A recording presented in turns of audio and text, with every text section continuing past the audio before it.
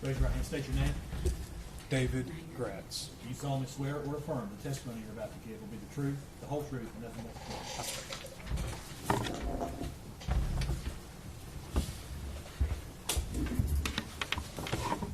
you.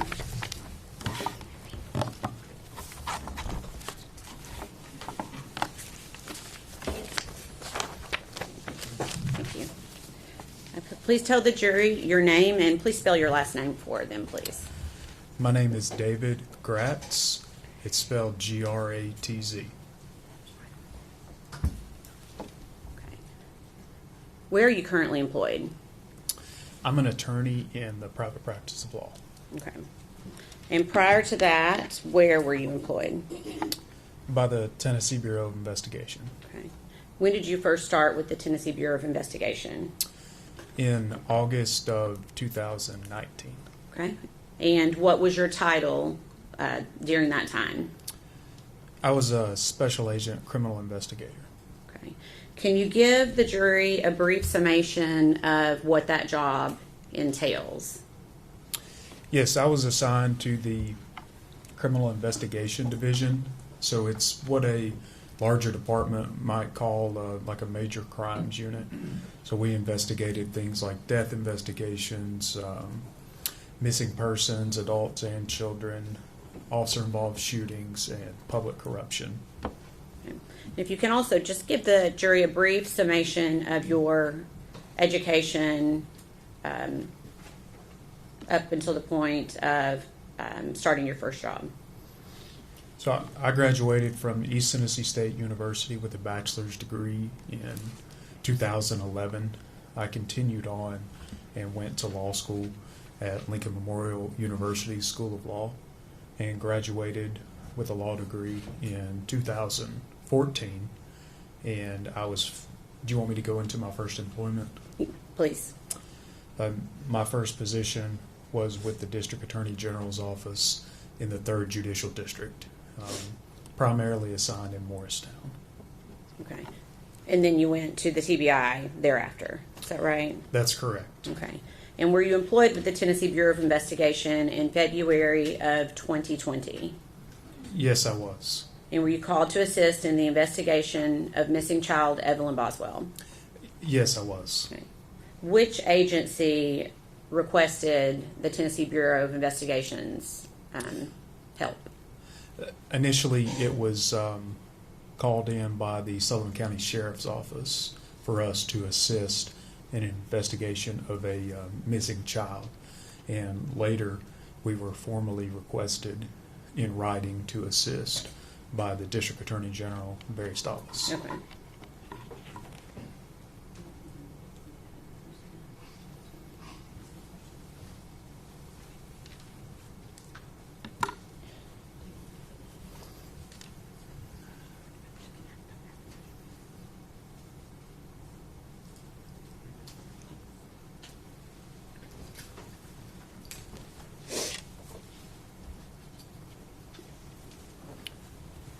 Thank you. I'm handing you a document. Do you recognize that? Yes, I do. Okay. What is it? This is a formal request for investigation, commonly issued by district attorney generals throughout the state to request the TBI to investigate the facts and circumstances of a potential crime. Okay. And is that how the Tennessee Bureau of Investigation essentially is officially called in to investigations? In a lot of what CID does, yes, we are requested by the district attorney general. Okay. And on this specific request, what were you being asked to do? It's essentially just to gather the facts and circumstances of the whereabouts of a missing child. Okay. It was Evelyn Boswell. Okay. Were you given any background information to help you start your investigation? And like most cases, you receive very little background information. Initially, I was just essentially told that she was missing, that her mother had been located, and law enforcement had talked to her at that point. And I think that's about all I was told initially. Okay. Then we can pass that back. We're not going to put that into evidence. I just wanted you to be able to see that document. Thank you. Thank you.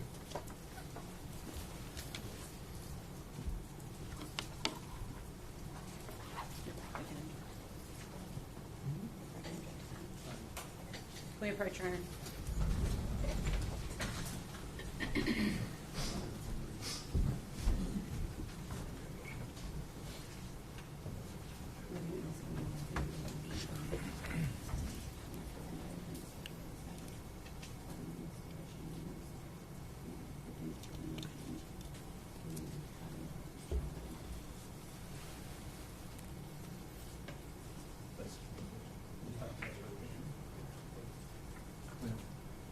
This is.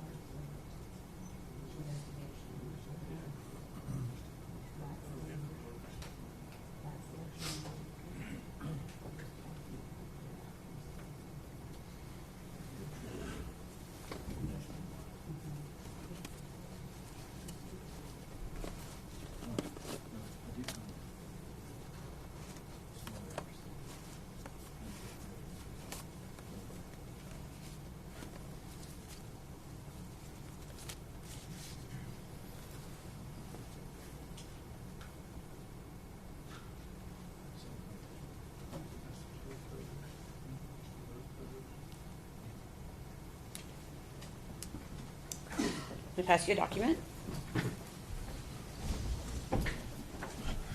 Thank you. And I'm going to ask if you recognize that document. Yes, I do. Okay. What is it? This is essentially a standard form made by TBI in Nashville of an Amber Alert poster, and it was issued specifically for the victim here, Megan Boswell. Okay. Is that a fair and accurate representation of the Amber Alert that was prepared and in regards to missing child Megan Boswell? Yes, it is. We'd ask that be made exhibit number 185. Would be 185. Thank you. Defense.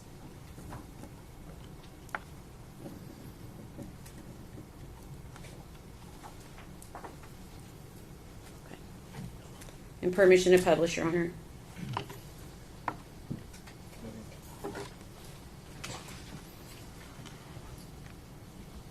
Okay. I'm going to ask you a few questions about this. You said this is the Amber Alert that was sent out in regard to missing child Megan Boswell. Is that right? That is correct. Do you recall when the Amber Alert was issued? Yes, it was in the evening of February the 19th, Okay. 2020. Okay. February 19th. Okay. And where does that go? Does that go just to the state of Tennessee, or how is the determination made on how far that would go? That's a question that I don't specifically know the answer to. Okay. I know they are issued statewide. Okay. I know depending on the location, it can travel over into different states at times. Okay. And the information on the bottom of this, it's pretty small print. I can see it. Okay, you can see it, okay? I can. Is the information listed here, where had the Tennessee Bureau of Investigation taken these details that are listed on the Amber Alert? I'm sorry, I don't think I understand your question. Where did you get the information that Evelyn was last seen wearing a pink tracksuit? That information was provided to us by the defendant. Okay. Where did you get information about a BMW? Also from the defendant. Okay. All right.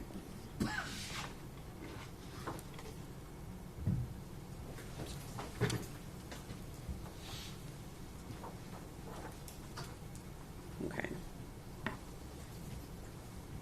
So after the Tennessee Bureau of Investigation was assigned, can you give a brief description of how you, let me back up one step. What was your role in this investigation with the TBI? I was assigned as the TBI case agent. Okay, so that means essentially the lead case agent over the case for the TBI. For TBI, yes. Okay, so after you were assigned this investigation, can you give us a brief description of how you conducted your investigation?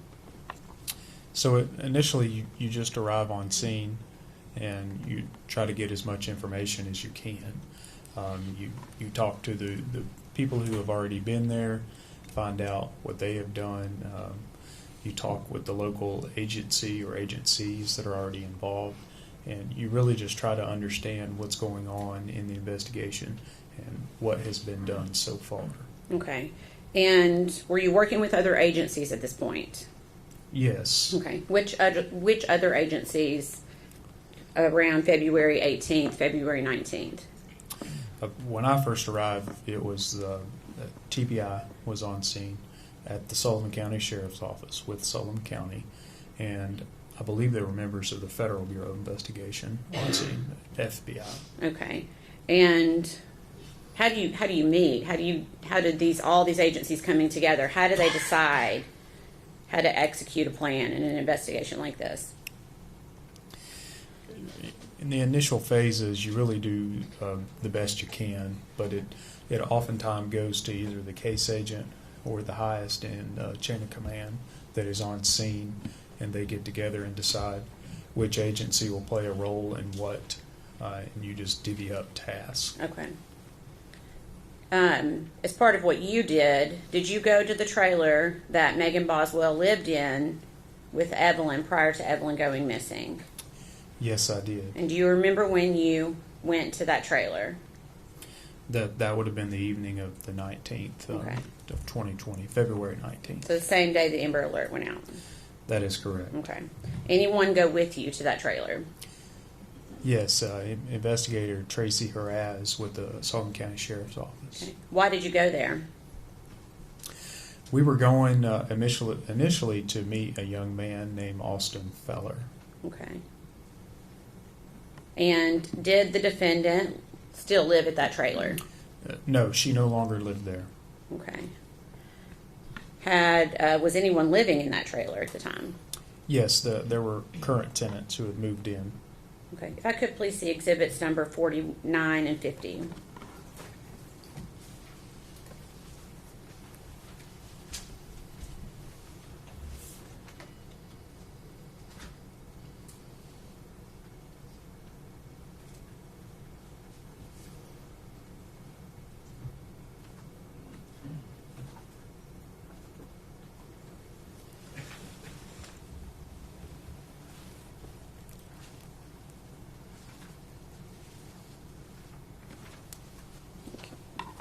I'm going to show you two documents that have already been introduced into evidence. Is this the trailer that you were describing as being the defendant's trailer? Yes. Okay. Just another view. Is that an accurate view of that trailer? It is. Okay.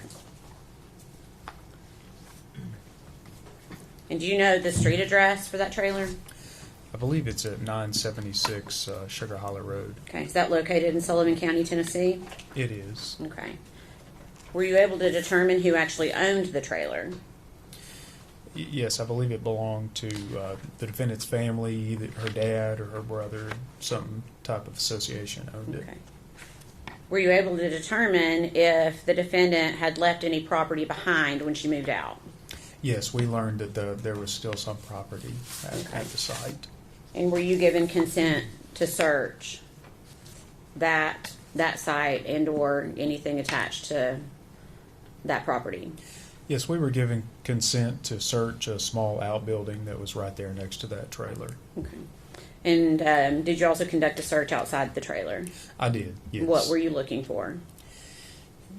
Any signs of disturbed dirt, anything that would lead us to believe that the victim may still be there, or anything that would lead us to her current whereabouts. Okay. Did you find Evelyn? No, we did not. Did you find anything else that was significant to the investigation regarding anything associated with Evelyn? Well, we did inside of the shed that was next to the trailer. Okay. So, what did you find in the shed? A stroller that had been left behind. Okay. I'm going to show you 2 photographs.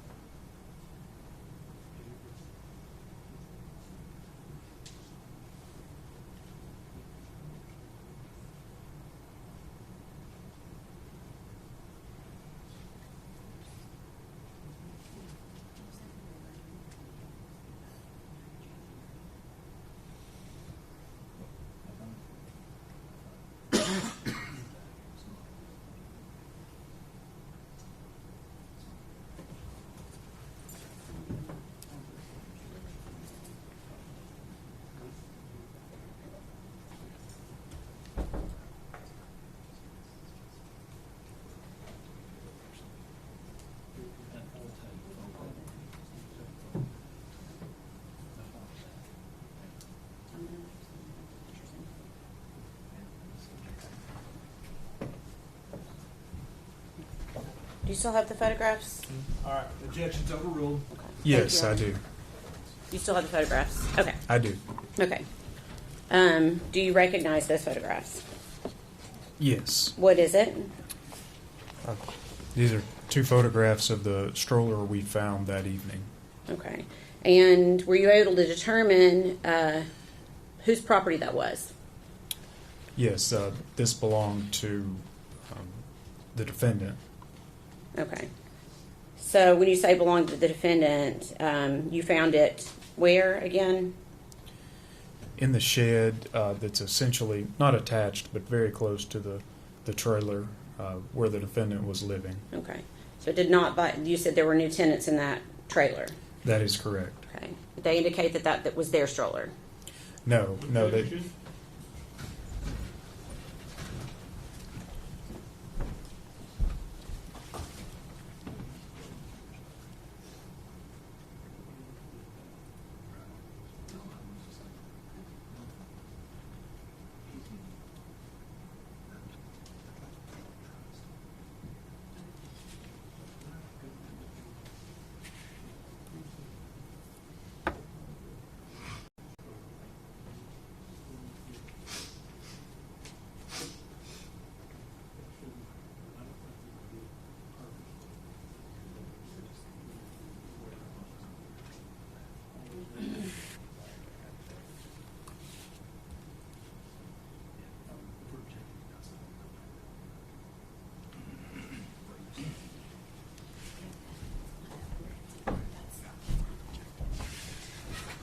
Objection sustained. Okay.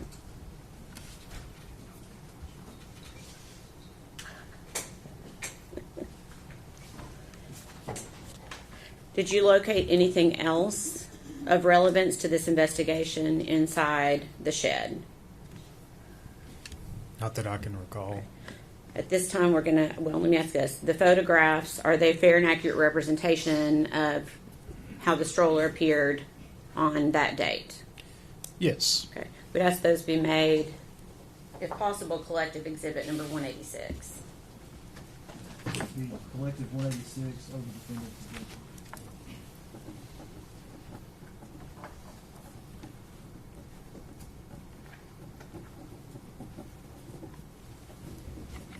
Permission to publish.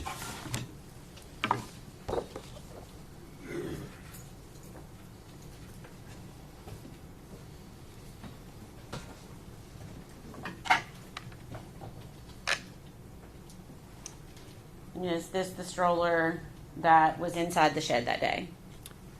Yes, it is. Okay. And is this just a side view of that same stroller? Correct. Okay.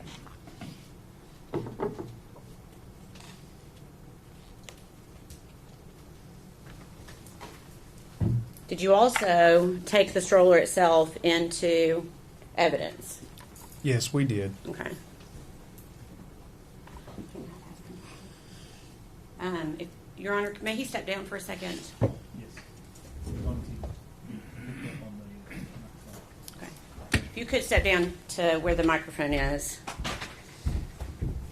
And I'm going to ask if you can identify this piece, if you can recognize what that is. Yes, I recognize that. Okay, and what is it? It's the stroller we found at the defendant's former trailer. Okay. We'd ask that be made exhibit number 187.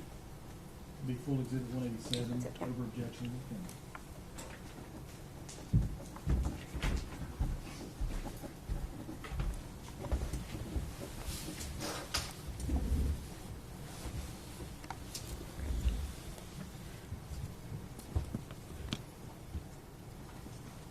And, Your Honor, would you like for us to fold that up? Fold.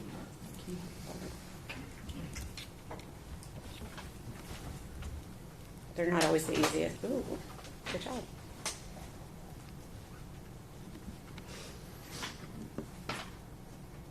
Do you need help?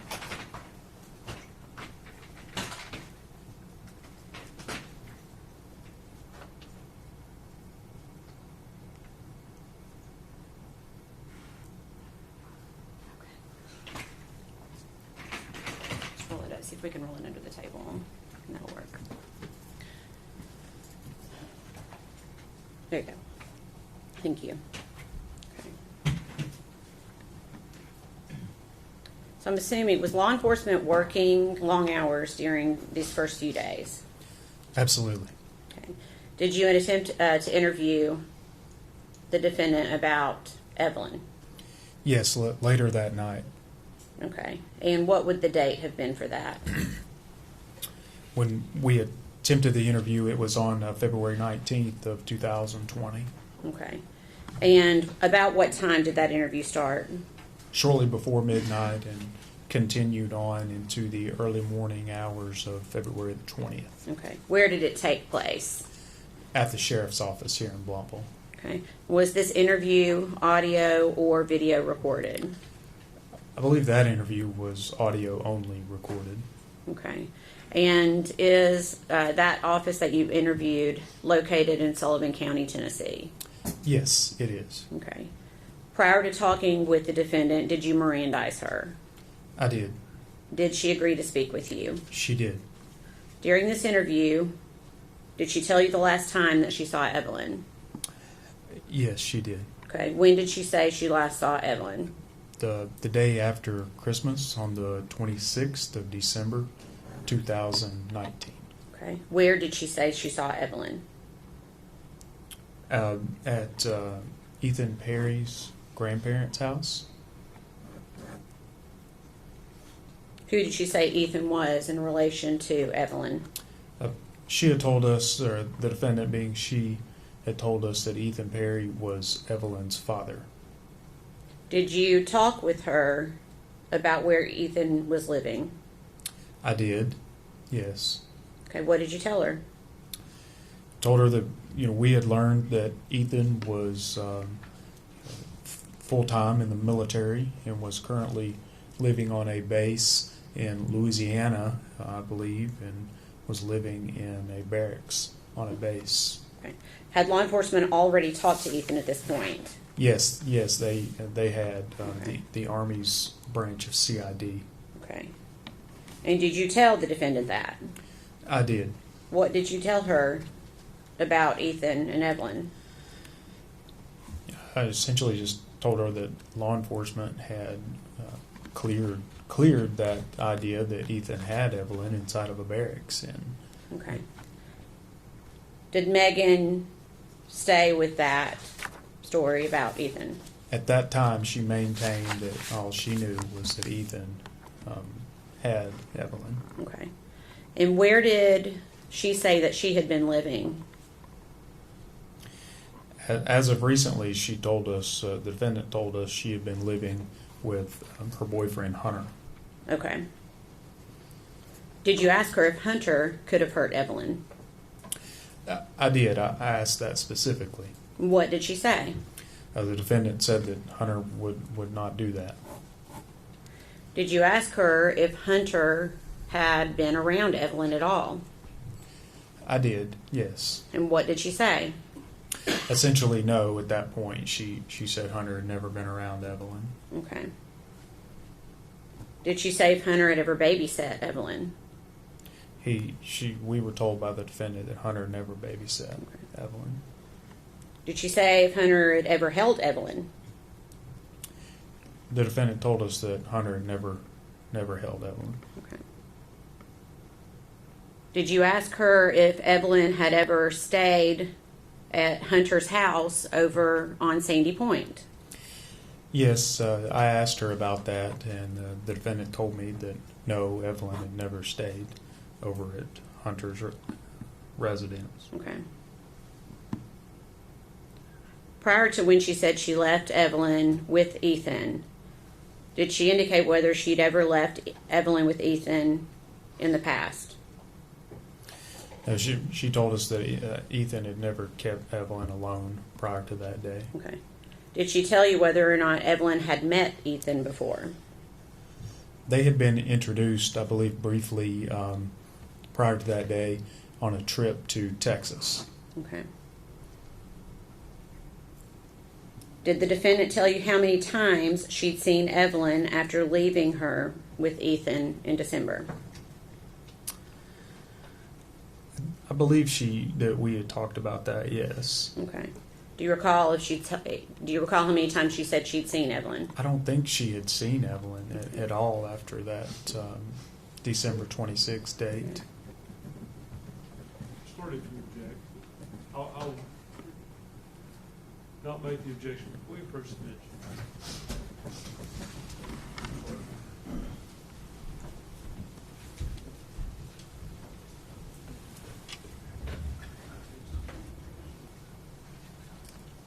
Ladies and gentlemen, I'll have you go with the officer.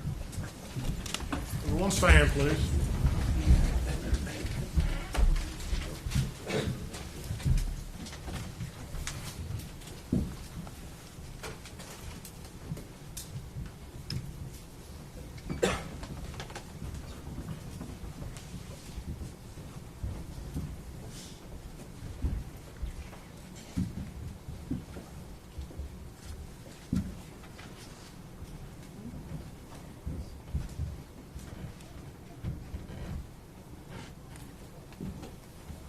You may be seated. Thank you.